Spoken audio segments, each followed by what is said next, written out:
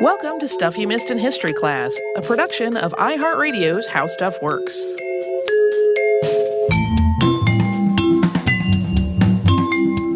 Hello and welcome to the podcast. I'm Holly Fry. And I'm Tracy V. Wilson. Today's topic covers a name that is pretty well known in physics circles, but if his life had taken a different course, he may well have become a name as widely known as that of Albert Einstein or Marie Curie in the wider public consciousness. In the 1930s, Ettore Majorana contributed to the field of quantum mechanics in ways that fundamentally shaped the field and are still studied today. And then his career had taken him to a really prestigious position, and he was making a good living, and then he vanished. And what happened to him may never be known with certainty, but there are certainly many theories, and even some official rulings on the matter. And we'll talk about those and why some people reject them as we get to the end of the episode. So it stays a little bit of a history mystery, and I feel for some reason compelled to confess that this is one of those episodes that I've kind of been circling for a long time. I would work on it and get a few hundred words written and then just feel strange about it and want to wander off. Because his story is complex, and he's a person that unfortunately obviously had a lot going on that was never really recorded in terms of where his head was at with some of the things he was working on. So heads up, there is some discussion of suicide in this episode. So if that is a problematic area that you are not comfortable hearing about in your history entertainment, this may be one to skip over, or you can just listen to the first part and skip out after the second break. Ettore was born in the city of Catania on the island of Sicily, near Mount Etna, on August 5th, 1906. He was born in his family home at 251 Via Etna. And he had an impressive family. His father, Fabio Massimo Majorana, was an engineer. And his mother, Dorina Corso, was from a wealthy family. The house that they were living in was actually hers. The family also owned homes in Palermo and Rome. And Ettore's paternal grandfather was a lawyer, an economist, and a politician. His uncles were all very educated and respected, influential members of the community. They worked in fields like education and politics. This was really a family that prized hard work and study. And in addition to Ettore, the Majoranas had 4 other children: Rosina, Salvatore, Luciano, and Maria. Ettore was the 4th of the 5. And as a child, Majorana exhibited an advanced ability to calculate mathematical problems. And he also excelled at chess. And while his education began at home, for formal education, he was sent to Rome to attend the Istituto Massimo alla Terme, a Jesuit boarding school. And I say his formal education, that homeschooling he got is pretty universally recognized as incredibly rigorous. His dad was really, really, really, some would say he was quite hard on his kids in terms of their education and how not just rigorous it was, but really, really challenging. And he expected them to keep up and excel. And then when he was in high school, Ettore transferred to another school in Rome, the Liceo Torquato Tasso, to finish his pre-university education. When he made that transfer in 1921, the family moved to the house that they owned in Rome so that Ettore could finish his education while still living with his family. He got his diploma 2 years later in 1923, and he planned to be an engineer like his father, so he enrolled in a 2-year program at the University of Rome to prepare for engineering school. And then, following this plan in 1925, he started a 3-year program at the School of Applications for Engineers. For the next 2 years, Majorana stayed on track with his program, although apparently hydraulics gave him a little bit of trouble. That was one area where he had to work a little bit harder to pass. But in 1927, he started a friendship that changed the course of his life. He met Emilio Segre. And if that name sounds familiar to our science-minded listeners, it is because he won the Nobel Prize in Physics in 1959. And it was Segre who convinced Ettore Majorana that he should leave his engineering efforts behind and instead explore a different avenue. And that was physics. Enrico Fermi, incidentally, had done the same thing for Segre when he was in engineering school. When Majorana met with Fermi, who was the professor of theoretical physics at the University of Rome, one of the things that Fermi showed him was a statistical model of the atom, along with a table of calculations associated with this model. Ettore came back the next day with his own sheet of calculations and asked to look at Fermi's again. And after he compared these 2 sheets of calculations, he revealed that he had been checking Fermi's math He told the professor that his own calculations were all correct. And apparently Majorana really was just trusting his own math above anyone else's, including Fermi. Yeah, there's also some theory that he was kind of working on his own way to do these calculations, and that he was kind of just figuring out if the table that Fermi had used would work as well as the one that he had been working on. And so, in 1928, Ettore Majorana, who was 22 at the time, entered the physics program at the University of Rome. And he became part of the group known as the Via Panispera Boys, named for the street where the physics offices were. And this group included Emilio Segre, as well as other physicists and chemists. And up until political unrest led the group to disband in 1938, their work advanced the science of particle physics. But in doing so, they also advanced the science that enabled the development of the atomic bomb.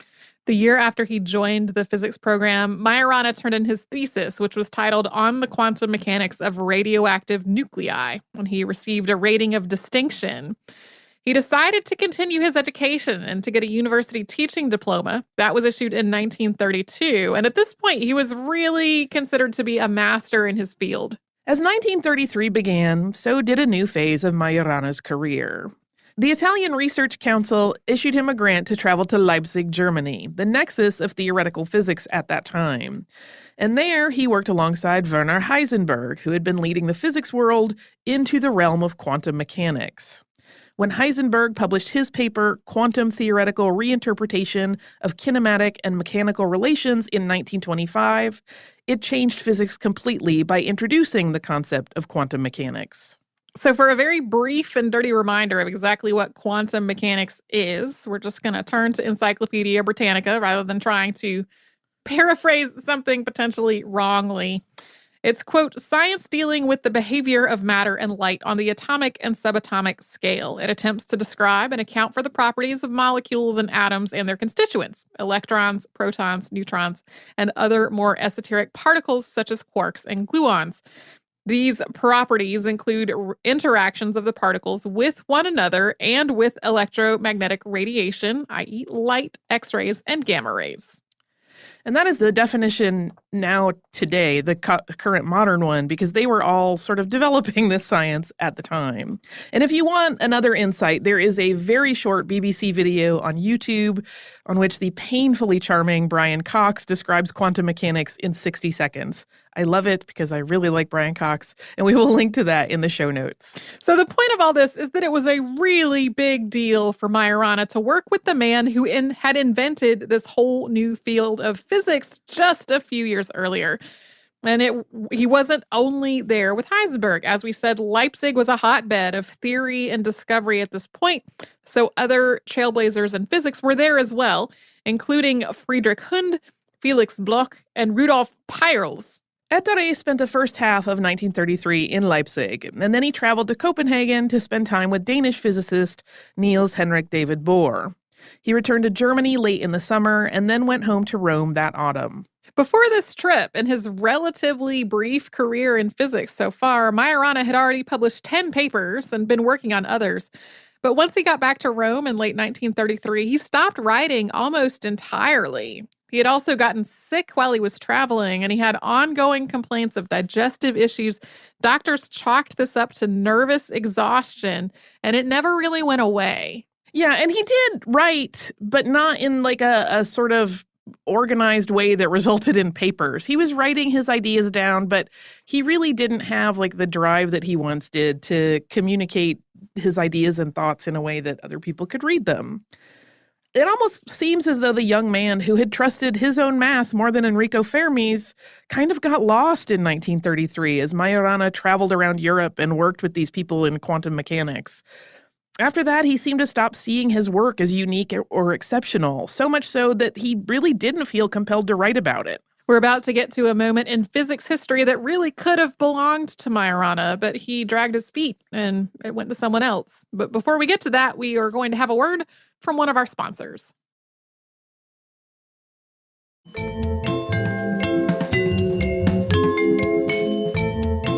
In 1932, the now famous couple, Irène Joliot-Curie and her husband Frédéric, conducted experiments that indicated that there was an unknown particle that could enter matter and expel a proton.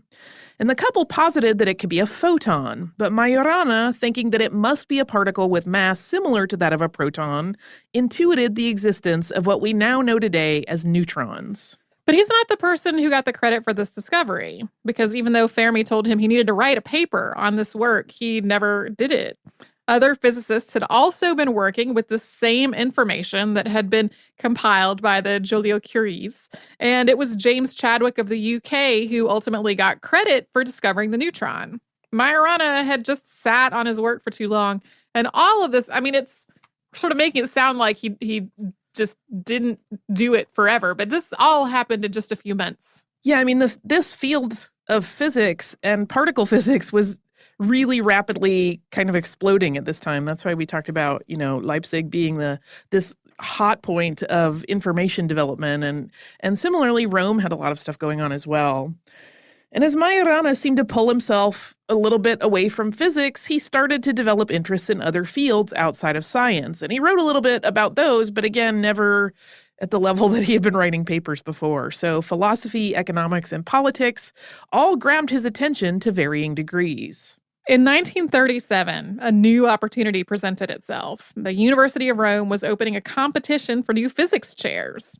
Fermi led the selection committee and strongly encouraged Majorana to go after one of these positions. And this finally got him out of the writing slump that he had been in. He turned in a paper called Symmetrical Theory of the Electron and the Positron. Ettore Majorana was not granted any of the 3 available positions, though. And as an aside, there is actually some nebulousness around the writing of this paper. It has been alleged that Fermi may have written the paper on Majorana's behalf based on research notes that Majorana had handy when this topic was broached between the two men. Even as that idea has floated around, it's been met with some really vehement rebuttal. Italian physicist Erasmo Ricami, who published a collection of Majorana's notes, wrote this in a 2017 article, quote, "We have been told that rumors arose, e.g. in the USA, about the fact that E. Fermi himself could have written down E. Majorana's 1937 article on neutrinos on the basis of Majorana's idea. A fact like that is rejected by all people who have been studying Majorana's writing since decades, for the reasons that, 1, the characteristic E.M.'s sharp style appears the same in all his papers, while it is quite different from Fermi's style. 2, E.M. had practically prepared his 1937 article by 1933, as results from many documents handwritten by him. 3, Enrico Fermi, even if he recognized E. Majorana as much higher than himself in theoretical physics, was a big man and never would have acted as Majorana's secretary." I sort of love that. Like, no, his ego would not have let him do that either.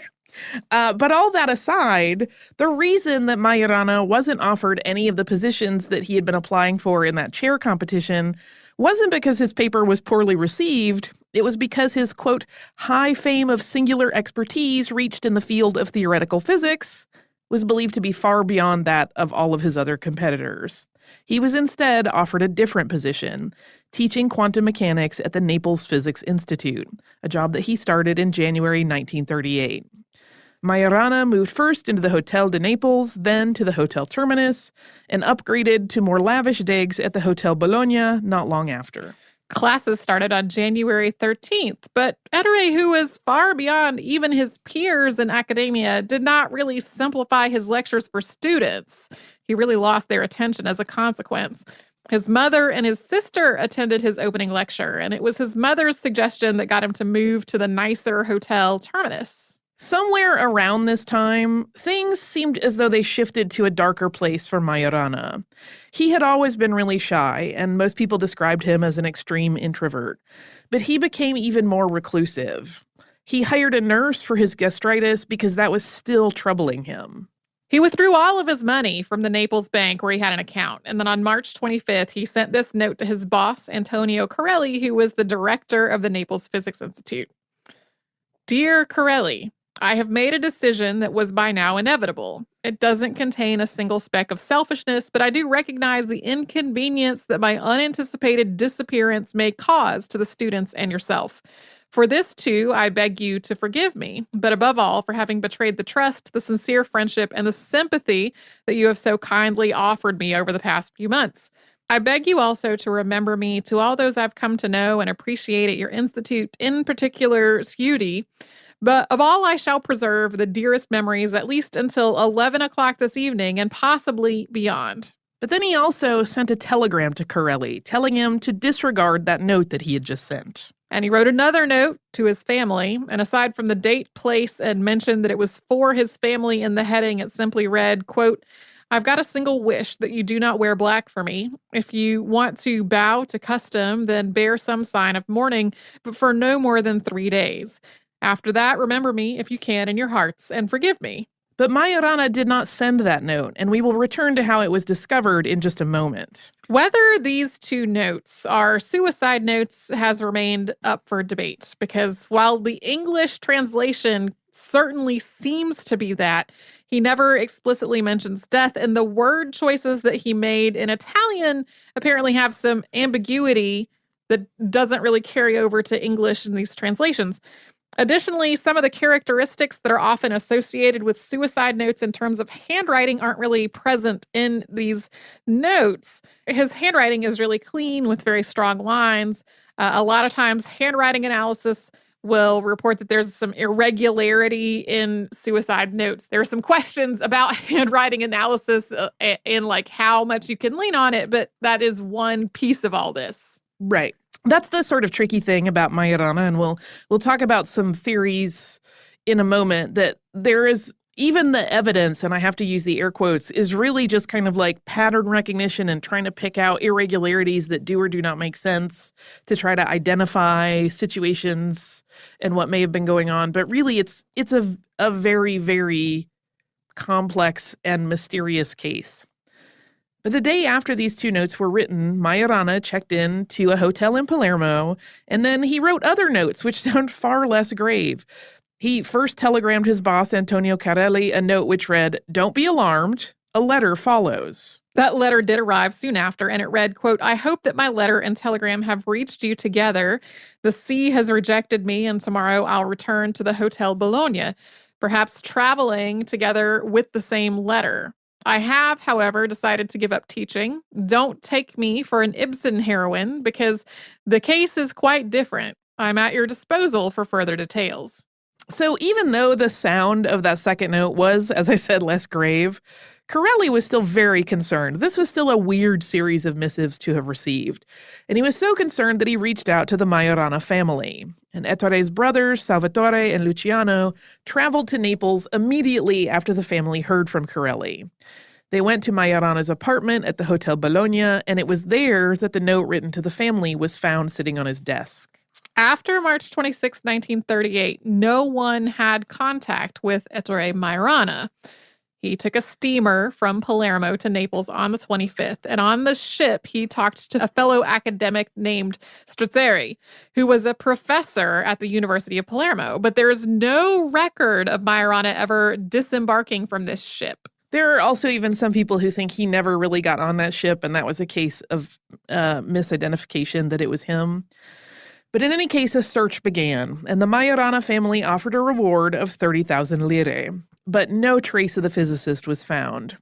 Even Benito Mussolini, who was serving as Italy's prime minister at the time, was contacted by both the Majorana family and by Enrico Fermi with pleas to mobilize every possible means to hunt for Ettore. Fermi was very passionate in his letter to the prime minister, making it very clear that Majorana was far too important to science to not exhaust all avenues of search. He wrote, quote, "I do not hesitate to declare, and this is not hyperbole, that of all the Italian and foreign scholars whom I had the opportunity to meet, Majorana is the one who, for the depth of his genius, has impressed me the most." Although there was a police search, no trace of the physicist was ever found. The last police note on the matter was filed on August 6, 1938. In December 1938, he was formally decreed as having resigned on March 25th, citing abandonment of duty. Yeah, they had to be very structured about how these academic positions were opened and ended, so they had to actually make a formal decree that he was not working there anymore. One of Ettore Majorana's papers, which he wrote for publication in a sociology periodical and not a scientific journal, was published posthumously. One of his brothers had found the paper, which was The Value of Statistical Laws in Physics and Social Sciences, among his things after his disappearance, and that was published in 1942 in the journal Scientia. And this paper in some ways marries all of those interests that we talked about him pursuing before he vanished from his life, as well as quantum mechanics. And it puts forth the idea that complex economic and social systems can be studied and investigated using the same means that one would analyze and model physical systems like atoms and subatomic particles. So, where did this gifted physicist go? We will talk about the many hypotheses and ideas about his disappearance after we have another word from a sponsor that keeps Stuff You Missed in History Class going.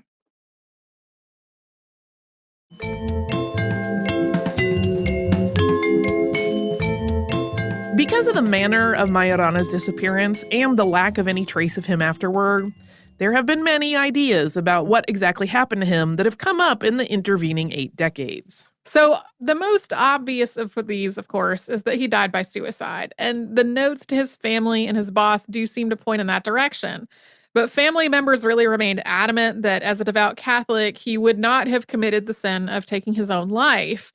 And additionally, as we mentioned, there was no body that was ever recovered. So the suicide theory hinges on the idea that he jumped into the sea en route from Palermo to Naples.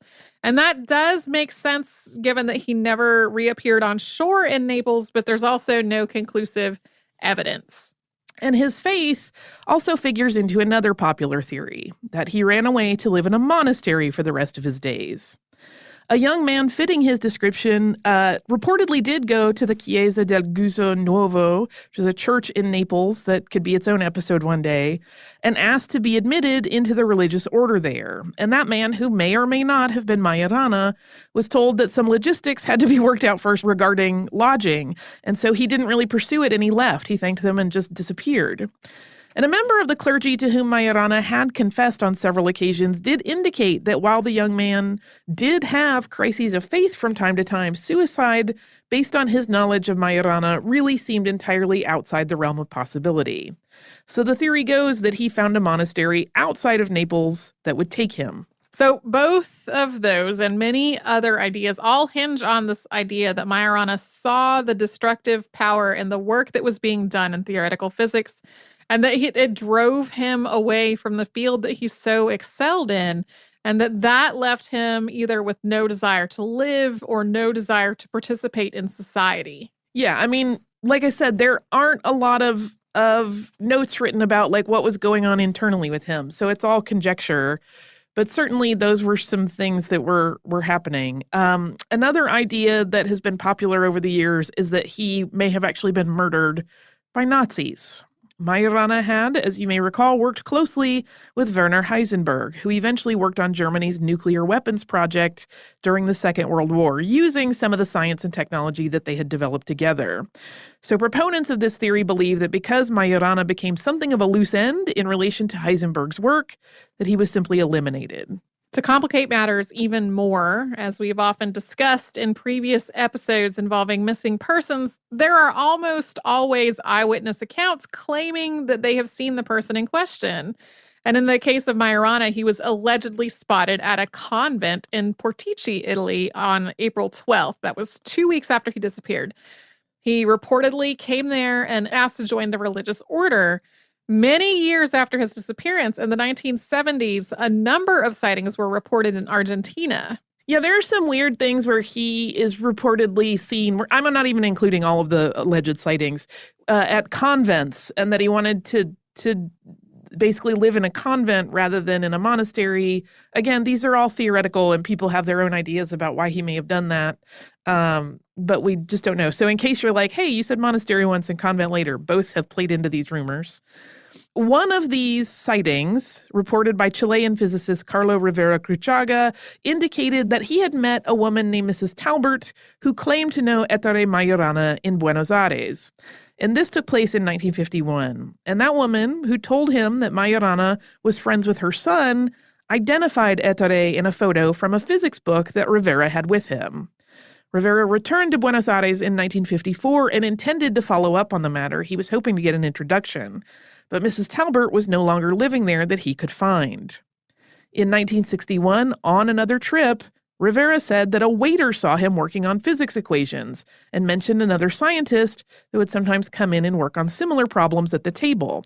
That waiter also identified Ettore Majorana as that man that he was talking about in a photo that Rivera had with him. So these rumors that he started a new life in South America had been in play for years, and those sightings seemed to back it up. Then in 2008, another piece of evidence emerged. And that year, a man named Francesco Fasani called into the Italian news program Who Has Seen It? And he claimed to have a photo of Ettore Majorana, although he knew him as Mr. Beanie. And Fasani said that the man that he met in Venezuela in 1955 was in his 50s and was very shy and refined in his manners. So that all seemed to line up with the man that people knew as Ettore Majorana. He was about the right age that he would have been, and the shy refinement was also something people associated with him. And based on this information, this case was actually reopened in Rome in 2011, and the photo was submitted to the authorities and analyzed. And it was determined that 10 points of facial identification in the photo coincided with those of a known photo of Majorana. And it was also determined that he had significant hereditary compatibility with photos of his father, Fabio, who he looked very much like. So they used a picture of his father as an elder version to compare it to. In early 2015, the Rome public prosecutor closed the case, having concluded that Majorana had indeed lived in Venezuela in the 1950s, having gone there apparently of his own will. And thus, there was neither suicide nor homicide to investigate. That ruling hasn't been accepted by everyone, though, including Antonio Zikiki, the president of the Ettore Majorana Foundation and Center for Scientific Culture. He really stands by the belief that Majorana had a religious crisis and spent the rest of his days in a convent or a monastery. In any case, even if the ruling of the Roman public prosecutor is accurate in its assessment, there are still so many unanswered questions. Majorana's motives for dropping out of his life are still a matter of pure speculation, and how his life ultimately ended remains a complete mystery. Fermi once described Majorana to Italian physicist Giuseppe Cocconi. Quote, because, you see, in the world there are various categories of scientists, people of second and third rank who do their best but do not go very far. There are also people of the first rank who make discoveries of great importance that are fundamental for the development of science. But then there are the geniuses like Galileo and Newton. Well, Ettore was one of these. Majorana had what no one else in the world has, but unfortunately he lacked what is instead common in other men, plain good sense. And I should point out that that quote, which gets used a lot in discussion of Ettore Majorana, is not actually something directly quoted. Most of the time, people are actually quoting Cocconi's relay of that information. So just in case you look it up and you're like, hey, that's what's up. I'm so fascinated by Ettore Majorana, as I know a lot of people are. Again, this always comes up anytime someone prematurely either dies or decides to completely check out of life, as he seems to have done. There was so much amazing stuff he could have done and achieved, but we'll never know. Just sort of sad. And no one ever knows what might be going on in the mind of someone who makes choices like that. So it is all speculative, which I think is part of why people become kind of obsessed with his story. I have a way more upbeat listener mail. Great. This is from our listener, Kyle, who knows the key to my heart, which is to write about delicious life hacks you can do and also put it on a Disney postcard, which features the Hatbox Ghost, my favorite thing in the Haunted Mansion. And he writes, yeah, it's so cute. I'm keeping this one forever. He writes, Holly and Tracy. He was, after cheering for my wife, daughter, and son in the Princess Half Marathon, I enjoyed the former podcast subject, Haunted Mansion. One, congratulations to your family for running. I have done that race many times and have loved it. I hope they had a great time. And then Kyle goes on to say, I wanted to add to your podcast on the history of vodka. I use vodka and seltzer water instead of water in my fried batter. With the lower evaporation point, tempura comes out extra crispy. Yum. My daughter Amy and I love your show. I think it says a thru hiker, because this is one of those cases where a postcard got a little bit obscured by postal markings. And he says he has listened to all of the episodes since the beginning, and keep up the good work, Kyle. Kyle, I love this tip. I'm going to use it and see how it works out. That sounds wonderful. Yeah, we've gotten lots of good little notes about vodka, some more from veterinary offices and people who work in medicine. But this one I wanted to read because it's like a tip anyone can use, and it sounds fun and delicious. So if you're making tempura, use Kyle's thing. I'm going to presume that his mix is like a 50-50 on vodka and seltzer water. And just substitute that for your water in your fried batter. That sounds phenomenal. I'm in. If you would like to write to us, you can do so at historypodcast@howstuffworks.com. We're also everywhere on social media as Missed in History. And you can visit our website, missedinhistory.com, to see every episode of the show that has ever existed, all put together in one place for your listening pleasure. If you would like to subscribe to the show, that sounds like a fabulous idea, in my opinion. You can do that on the iHeartRadio app, on Apple Podcasts, or wherever else you get your podcasts.